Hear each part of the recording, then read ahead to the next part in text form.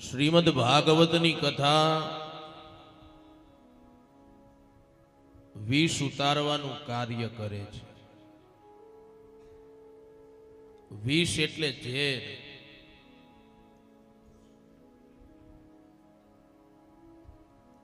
સર્પ અને નોળિયાનું યુદ્ધ થાય ને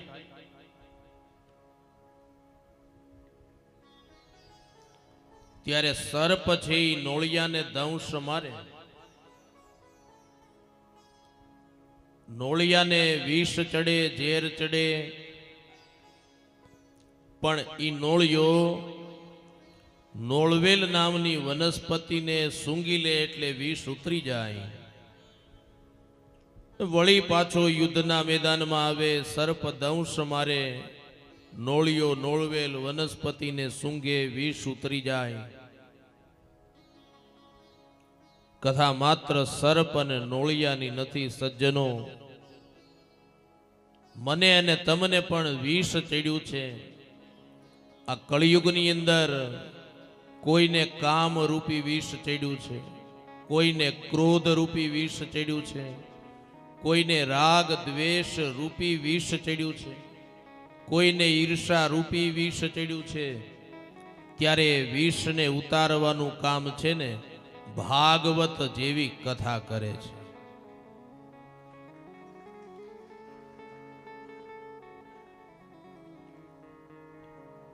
શ્રીમદ ભાગવત એ ભવૌષધિ છે। ઔષધિ એટલે દવા।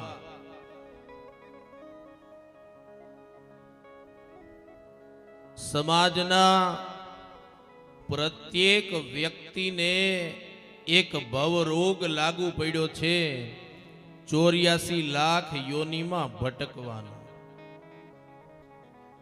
એ 84 લાખ યોનિમાં જો ન ભટકવું હોય ને તો એકવાર શ્રીમદ ભાગવત રૂપી ભગવાનનો આશરો કરી લેવો, એનો આશ્રય કરવો। ભાગવત ભવ રોગને મટાડનારી ઔષધિ યાની દવા છે।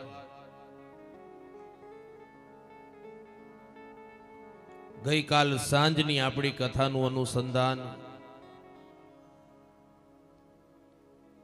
ભગવાન કપિલનું પ્રાગટ્ય થયું છે। ભગવાન ક્યાં પ્રગટ થયા છે? દેવહૂતિ અને કરદમને ત્યાં। કરદમ એટલે શું?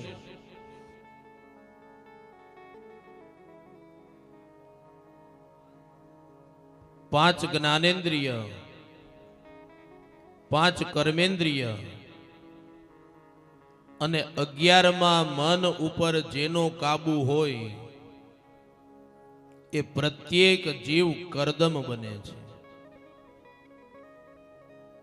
આપણા શરીરની અંદર રહેલી ઇન્દ્રિયોમાં એના ઉપર જો આપણો કાબુ હોય તો પ્રત્યેક જીવ કરદમ બને છે। દેવહૂતિ એટલે શું? દેવના કાર્યમાં જે જીવ આહુતિ આપે, તન મન ધનથી સેવા કરે એવો જીવ, એનું નામ છે દેવહૂતિ। એવા કરદમ અને દેવહૂતિને ત્યાં ભગવાન કપિલના રૂપની અંદર પ્રગટ થાય છે। અને ભગવાન કપિલ એટલે જ્ઞાનની મૂર્તિ છે। સજ્જનો યાદ રાખજો, જ્ઞાન છે ને એ જીવનમાં 3 વાર ટકે છે। જ્ઞાન છે એ જીવનની અંદર 3 વખત પ્રાપ્ત થાય છે, પણ એ જ્ઞાન ટકતું નથી। પહેલા વેલા જીવને જ્ઞાન થાય માના ઉદરમાં, ઊંધા માથે લટકતા હોઈએ, ઈશ્વરને પ્રાર્થના કરીએ કે પ્રભુ આ દુઃખમાંથી, આ પીડામાંથી બહાર નિકાલો, પણ જેવા બહાર આવીએ માના ઉદરમાં થયેલું જ્ઞાન ભૂલાઈ જાય. બીજું જ્ઞાન આવી કથાઓની અંદર, આવા સત્સંગની અંદર થાય છે. એ જ્ઞાન પણ ટકતું નથી, અને જો આવું જ્ઞાન ટકી જાય ને તો બેડો પાર થઈ જાય. અને ત્રીજું જ્ઞાન જીવને સ્મશાનની અંદર થાય છે. સ્વજન સ્નેહીની અંતિમ ક્રિયાઓ થતી હોય અને એ જીવ ભડ ભડ ભડ બળતો હોય, ત્યારે એકવાર વિચાર આવે, એક સમયે આપણે પણ આ રસ્તે જવાનું, પણ સ્મશાનમાંથી બહાર નીકળ્યા એટલે એ જ્ઞાન પણ ભૂલી જવાય છે. એટલે જ્ઞાન 3 વાર થાય પણ એ જ્ઞાન ટકતું નથી. કપિલ ભગવાન એ જ્ઞાનની મૂર્તિ છે. પણ મેં ગઈકાલે કીધું તું સજ્જનો કે ભગવાન કપિલના પ્રાગટ્ય પેલા કરદમ અને દેવહૂતિને ત્યાં 9 દીકરીઓનો જન્મ થયો છે. 9 દીકરી યાની નવધા ભક્તિ. કથા ઉપદેશ કરે, જીવનમાં જ્ઞાન ક્યારે ટકે? પેલા ભક્તિ આવે પછી જીવનમાં જ્ઞાન ટકે છે. મારે 2 ભક્તિ તમને બતાવી છે. ભાગવતની નવધા ભક્તિ અને રામાયણની નવધા ભક્તિ. 2 ભક્તિ મારે તમને બતાવી છે. 9 દીકરી એટલે નવધા ભક્તિ. આવો ભાગવતની નવધા ભક્તિ એક શ્લોકના માધ્યમથી આપણે સમજીએ. શ્રવણમ કીર્તનમ વિષ્ણુ સ્મરણમ પાદસેવનમ અર્ચનમ વંદનમ દાસ્યમ સખ્યમાત્મનિવેદન.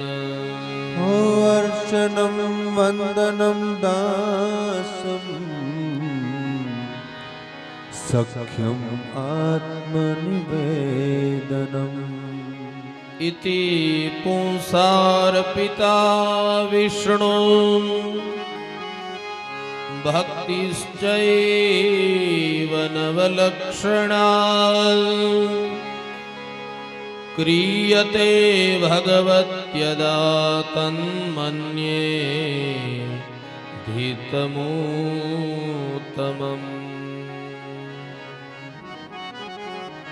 ભાગવતની નવધા ભક્તિ એટલે પહેલી ભક્તિ છે શ્રવણ. શ્રવણ એટલે સાંભળવું. પણ કેવું શ્રવણ કરવાનું? રાજા પરીક્ષિત જેવું. એક આસને ભગવાનની કથાનું શ્રવણ કર્યું અને સજ્જનો માત્ર ને માત્ર 7 જ દિવસની અંદર ભગવાનના ધામની અંદર જતા રહ્યા. એ કેવું શ્રવણ કર્યું.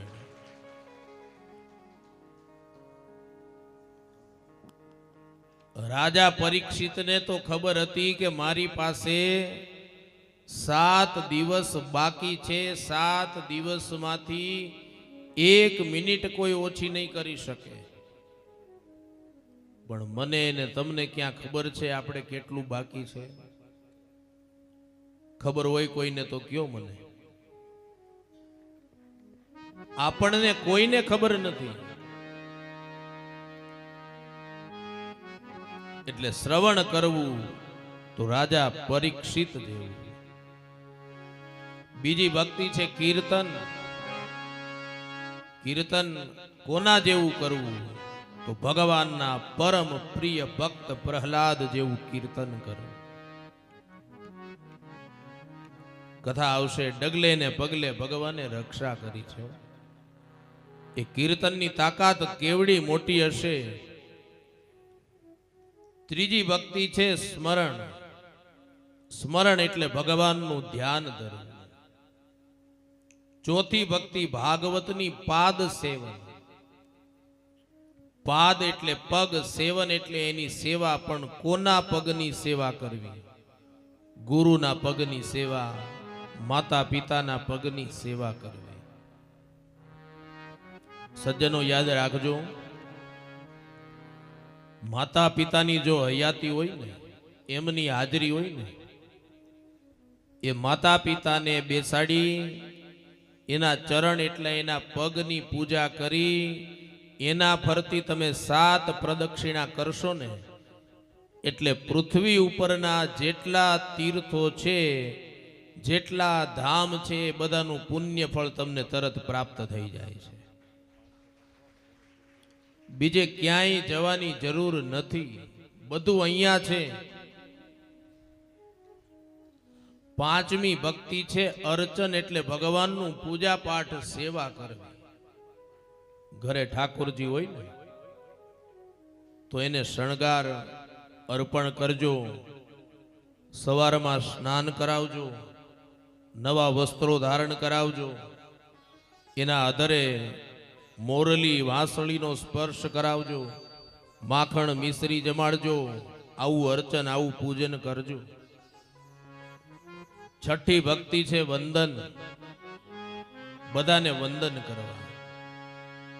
અને એટલા માટે આપણામાં એક કહેવત છે કે નમે ઈ સૌને ગમે. બહુ અકડ નહીં બનવું, જીવનમાં નમતા રહેજો. 7મી ભક્તિ છે દાસ્ય ભક્તિ. ભગવાનને કહી દો કે હે પ્રભુ, હું તારો દાસ છું. એનાથી આગળ કયો કે હે પ્રભુ, તારા દાસ નો પણ હું દાસ છું. ભાગવતની 8મી ભક્તિ છે સખ્ય, એટલે ભગવાનને મિત્ર માની અને એની સેવા ચાકરી પૂજા કરવી, જેવી રીતે અર્જુને કરી. અને 9મી ભક્તિ છે આત્મનિવેદન. આત્મનિવેદન એટલે અહંકારની ગાંઠોને છોડી અભિમાન વગરના જીવનને જીવવું, અહંકાર ને ત્યાગી અને ભગવાનની શરણાગતિ સ્વીકારવી. આનું નામ છે આત્મનિવેદન. અભિમાનનો ત્યાગ કરવો. સજ્જનો યાદ રાખજો, કથા ઉપદેશ કરે, જીવનમાં 5 પૈસા મોટર ગાડી બંગલા થાય ને, ક્યારેય અભિમાન નહીં કરતા. જેના જેના અભિમાન થયા છે ને, એના અભિમાનને ભગવાને ટાળ્યા છે, એના અભિમાનને ભગવાને તોડ્યા છે. રાજા રાવણનું પણ અભિમાન ટક્યું નથી. કેવડી વિદ્વતા હતી એની પાસે, વિચાર કરો. આખા દિવસની અંદર 3 વખત જો ઈ શિવ તાંડવ બોલે ને, તો 3 વખત દેવોનો દેવ મહાદેવ એની સામે હાજર થતો. ઈ તાકાત હતી, છતાં પણ રામે એના અભિમાનને તોડ્યું છે. ઈશ્વર પદ પ્રતિષ્ઠા આપે ને, ત્યારે મને ને તમને કોઈના કોઈ કાર્ય માટે નિમિત્ત બનાવે છે. બાકી કરતા હરતા તો ઈશ્વર હોય છે. આ ભાગવત કથા આપણે નથી કરતા, ભગવાન આપણી પાસે કરાવે છે. આ સતીશભાઈને એમાં ભગવાને નિમિત્ત બનાવ્યા છે. આ ભાવ સાથે જો ભગવત કાર્ય થાય ને, તો ભગવાન બહુ રાજી થાય. કારણ કે આપણું કઈ છે જ નહીં, ઈશ્વરે આપ્યું છે અને ઈશ્વરને આપણે અર્પણ કરવાનું છે. તેરા તુજકો અર્પણ. જીવનમાં અભિમાન ન કરવું. ગાડાની નીચે કૂતરું ચાલ્યું જતું હોય, કૂતરું વિચાર કરે, ગાડાનો ભાર વજન ખેંચનાર હું છું, પણ એ તો પેલા બળદનું પાટું વાગે ને ત્યારે ખબર પડે કે હું નહીં બીજો કોક છે. એમ જીવાત્માને માણસને અભિમાન થાય, કાળની થપાટ વાગે ત્યારે ખબર પડે કરતા હરતા હું નહીં બીજું કોઈક છે. એટલે ઈશ્વર નિમિત્ત બનાવે છે. તો આ ભાગવતની નવદા ભક્તિ અને બહુ ટૂંકા સમયની અંદર આવો રામાયણની નવદા ભક્તિનું વર્ણન પણ તમને બતાવી દઉં. ભગવાન રામે શબરીને જે નવદા ભક્તિ કીધી એનું વર્ણન. પ્રથમ ભગતિ સંતન કર સંગા, પ્રથમ ભગતિ સંતન કર સંગા, પ્રથમ ભગતિ સંતન કર સંગા, પ્રથમ ભગતિ સંતન કર સંગા, દૂસરી રતિ મમ કથા પ્રસંગા, દૂસરી રતિ મમ કથા પ્રસંગા, દૂસરી રતિ મમ કથા પ્રસંગા, દૂસરી રતિ મમ કથા પ્રસંગા, પ્રથમ ભગતિ સંતન કર સંગા. પ્રથમ ભગતિ સંતન કર. પહેલી ભક્તિ રામાયણ અનુસાર સંતોનો સંગ કરવો. યાદ રાખજો સજ્જનો, વેદના મતની અંદર કદાચ તફાવત હોઈ શકે ખરો, પણ સંતનો મત છે ને એની અંદર ક્યારેય તફાવત ન હોઈ શકે, એની અંદર ક્યારેય ભેદભાવ ન હોઈ શકે. સાચા સંતોનો સંગ કરવો એ પહેલી ભક્તિ છે. અને મને કહેવા દ્યો, આ મોટી દાવ ગામ ખૂબ ભાગ્યશાળી છે. સીતારામજી જેવા મહાપુરુષ આ ભૂમિ ઉપર થઈ ગયા. એનો સંગ આ ગામને તમને બધાને પ્રાપ્ત થયો. સંતોના સંગમાં રહેવું. સંતો આ દેશની ધરોહર છે, સંસ્કૃતિ છે. સંત એટલે શું? જે ક્યારેય તંત ન કરે એનું નામ સંત. જે ક્યારેય તંત ન કરે એનું નામ સંત. અને સંત એટલે હાલતું ચાલતું પ્રયાગ. એટલે કીધું પેલી ભક્તિ સંતોનો સંગ.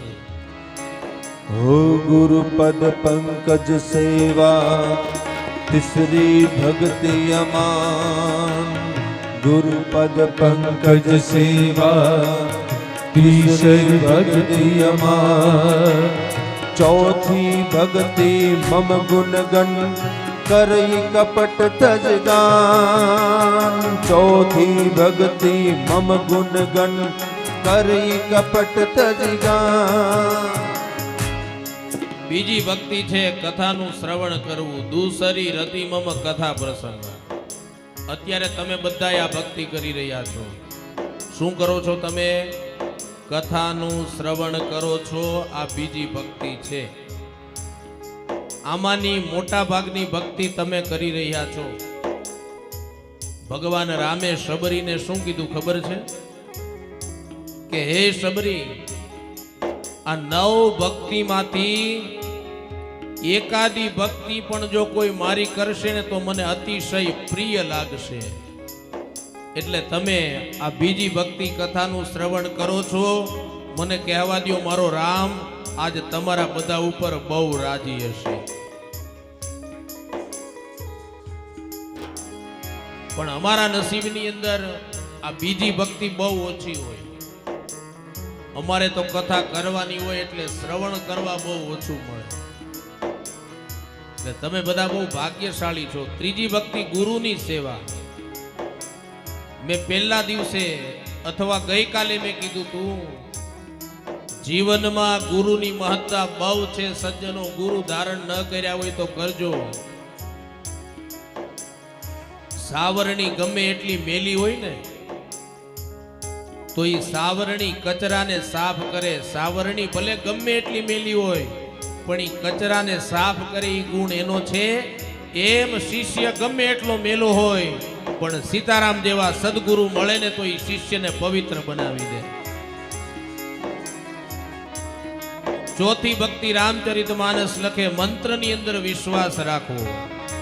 મંત્ર જાપ મમ દ્રઢ વિશ્વાસા, મંત્ર જાપ મમ દ્રઢ વિશ્વાસા, પંચમ ભજન વેદ પ્રકાશા, પંચમ ભજન સો વેદ પ્રકાશા, મંત્ર જાપ મમ દ્રઢ વિશ્વાસા.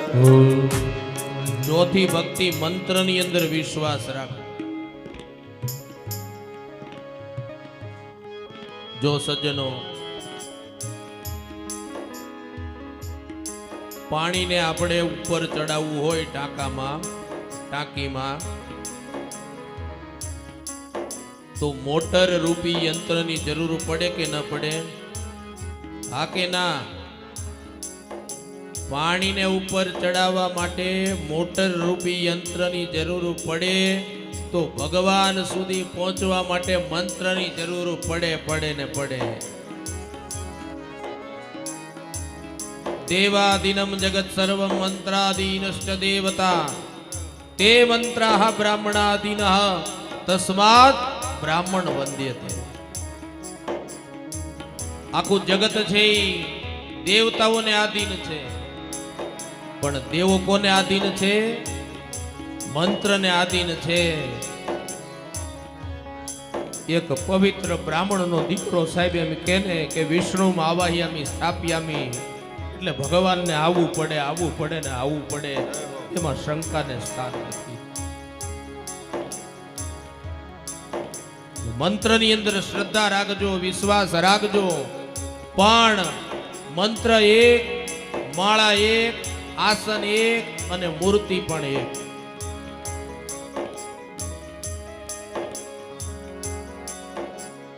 પાંચમી ભક્તિ છે ભગવાનનું ભજન કરવું.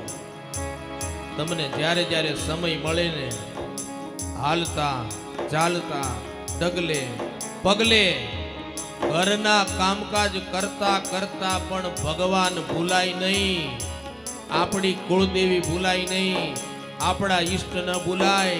આપણા પ્રત્યેક કાર્યને ભગવાનના નામની સાથે જોડી દઈએ. બેનો રસોઈ કરે ને તો પણ ભગવાનનું કીર્તન કરતા કરતા કરો, પછી રસોઈની મીઠાશ તમે જોજો, કારણ કે એમાં ભગવાનની આંખમાંથી અમૃત પડી ગયું છે.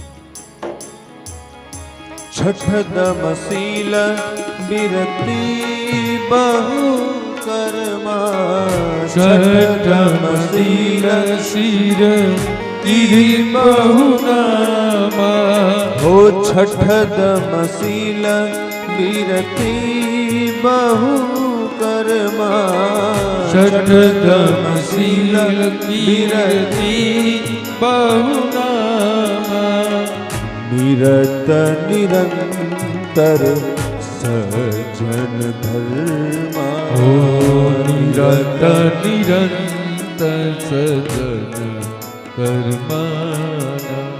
છઠ્ઠી ભક્તિ છે જીવનમાં સજ્જનતા રાખવી. માણસ કળિયુગની અંદર માણસ બને, સજ્જન બને, માણસ માણસાઈ ન ભૂલે.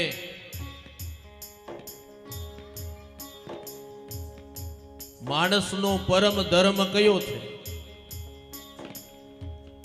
બીજાને દુખી જોઈ અને દુખી થઈ જાય એ માણસનો પરમ ધર્મ છે.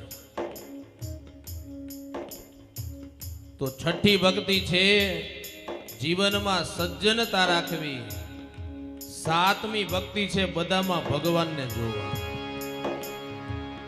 પ્રત્યેક જીવમાં રજે રજમાં કણે કણની અંદર ઈશ્વર છે.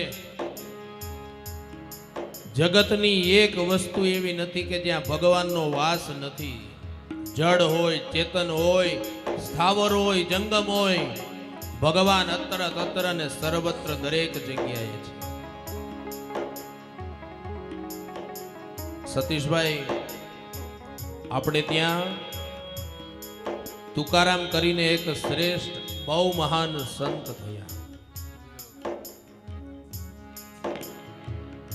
એ સંત બપોરે જમવા માટે બેઠા હતા.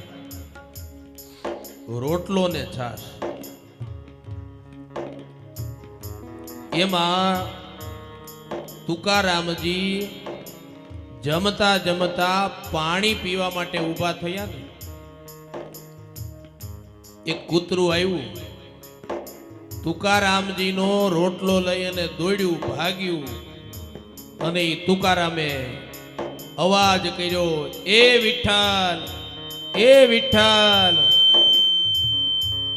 એ વિઠ્ઠલ, ઉભો રે, ઈ રોટલો કોરો છે, તને ઘી લગાડી દઉં નહીતર તારા ગળે અટવાશે.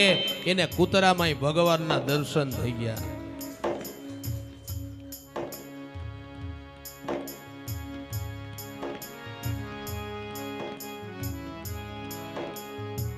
હાલો, એટલે પ્રત્યેક જીવની અંદર ભગવાનના દર્શન કરવા,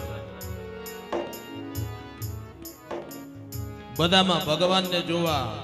અને આઠમી ભક્તિ રામચરિત માનસ લખે સંતોષ રાખ. આઠવ જથા લાભ સંતોષ, આઠમ લાભે સંતોષ. ઓ આઠવ જથા લાભ સંતોષ, આઠવ જથા લાભે સંતોષ. સપને હું નહીં દેખાઈ પરદોષા, સપને નહીં દેખાઈ પરદોષા. જીવનમાં સંતોષ રાખવો આઠમી ભક્તિ છે.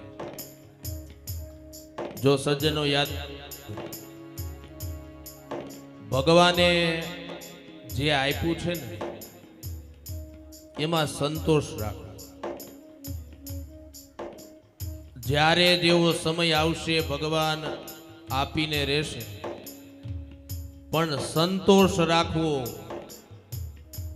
અતિશય લોભ ન કરવો.